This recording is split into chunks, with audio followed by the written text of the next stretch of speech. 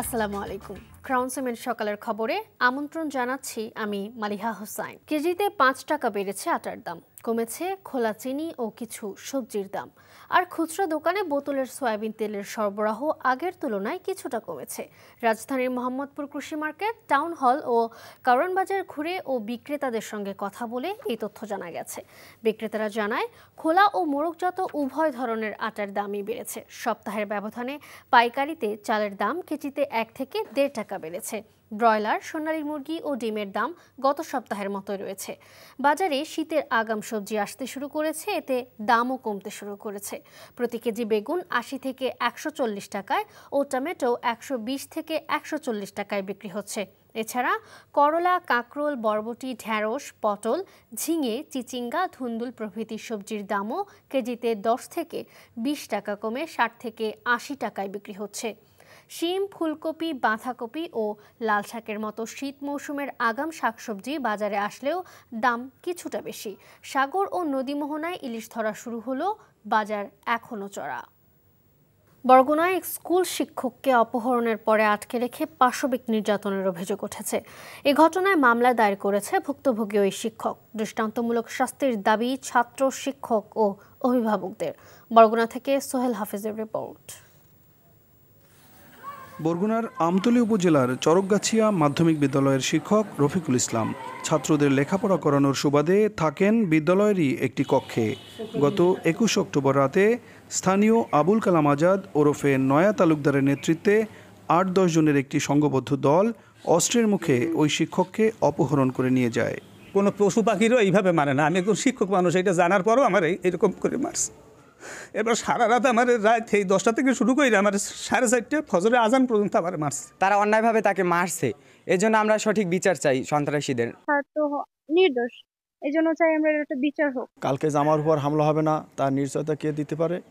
অতএব এর আমি দৃষ্টান্তমূলক শাস্তি কামনা করছি। অপহরণের পরে রফিকুল ইসলামের এটিএম কার্ড দিয়ে ৮০,০০০ টাকা তুলে নেয় অপহরণকারীরা। এছাড়া রফিকুল ইসলামের একটি ল্যাপটপ ও মোটরসাইকেলও নিয়ে নেয় তারা। আমরা দ্রুত এ ব্যাপারে মামলা নিই এবং অভিযান পরিচালনা করি এবং তার কাছ থেকে যে মোটরসাইকেলটি নিয়ে যাওয়া হয়েছিল সেই মোটরসাইকেলটি কিন্তু আমরা ইতিমধ্যে উদ্ধার করতে পেরেছি। এর জন্য দৃষ্টান্তমূলক শাস্তি হয়, যদি না নেওয়া হয় সরকারের পক্ষ থেকে, তাহলে আমরা সারা বাংলাদেশে এর বিরুদ্ধে ব্যবস্থা করব, মানববন্ধন এবং আন্দোলন করব।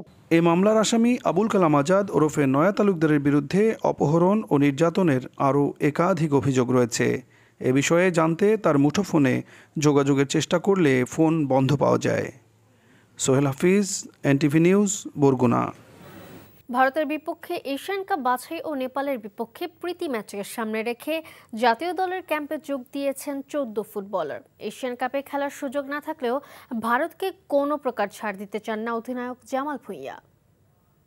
ফুল স্কোয়াড জয়েন করে না, সো আশা করি সামনে আরও ৩-৪ দিন পরে ফুল স্কোয়াড থাকবে। আর হামজা, সমীর একটু লেটে জয়েন করবে, তো আশা করি একটা ভালো ক্যাম্প হবে, একটা বড় ম্যাচ আমি মনে করি। কারণ এটা তো ইন্ডিয়া, আর বাংলাদেশ ইন্ডিয়া একটা ভালো হিস্টোরি আছে, সো আমরা ইন্ডিয়ার সাথে দিতে চাই। আরও ইন্ডিয়া অনেক পরে, মানে অনেক বছর পরে বাংলাদেশে খেলবে। এবার ফিফা নিষেধাজ্ঞার কবলে পড়ল ঢাকা মোহামেডান। এর আগে চলতি বছর ফকিরের পুল ইয়াংম্যানস বসুন্ধরা কিংসকে নিষেধাজ্ঞা দিয়েছে ফুটবলের সর্বোচ্চ কর্তৃপক্ষ। অর্থ বকেয়া থাকায় খেলোয়াড় নিবন্ধনে নিষেধাজ্ঞার কবলে পড়েছে বসুন্ধরা কিংস। এবার তার শিকার হলো মোহামেডানও। ২০২২-২৩ ফুটবল মৌসুমে মোহামেডানে খেলে যাওয়া ইরানি ফুটবলার মিসাম শাহজাদেহের অভিযোগের ভিত্তিতেই ফিফা এই নিষেধাজ্ঞা দিয়েছে। চুক্তি অনুযায়ী অর্থ না পাওয়ায় মিসাম ফিফায় অভিযোগ করেন। ফিফা তার অভিযোগ আমলে নিয়ে মোহামেডানের খেলোয়াড় নিবন্ধনে নিষেধাজ্ঞা জারি করেছে। মিসামের বকেয়া পরিশোধ না হওয়া পর্যন্ত মোহামেডানের ফুটবলার নিবন্ধনের ওপর নিষেধাজ্ঞা বহাল থাকবে। সকালের খবর এটুকুই। এই খবরের ভিডিও সহ আপডেট জানতে ভিজিট করুন এনটিভি অনলাইন www.ntvbd.com। এছাড়াও এনটিভির জনপ্রিয় সব অনুষ্ঠান ও খবরের আপডেট জানতে ভিজিট করুন আমাদের ইউটিউব ও ভেরিফাইড ফেসবুক পেজ। ১২টার মধ্যাহ্নের খবর দেখার আমন্ত্রণ রইল। ধন্যবাদ সবাইকে।